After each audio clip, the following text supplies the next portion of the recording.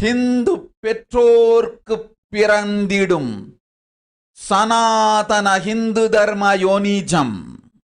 மனித பிறவி உத்தமம், சனாதன ஹிந்து தர்ம மனித பிறவி உத்தமோத்தமம்.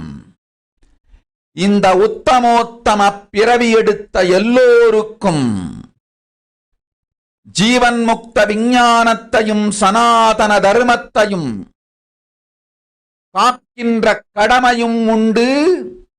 அதனால் வருகின்ற நன்மையெல்லாம் அனுபவிக்கும் உரிமையும் உண்டு. இந்த கடமையை செய்வோம் என்று சத்தியம் செய்ததனால்தான் அந்த உரிமை அளிக்கப்பட்டது. பூமிக்கு வந்தபின் மனம் மயங்கி மதிமயங்கி சனாதன தர்மம் காக்க மறந்ததனால் மாயை அவர்கள் உயிரைப் பறிக்கின்றாள்.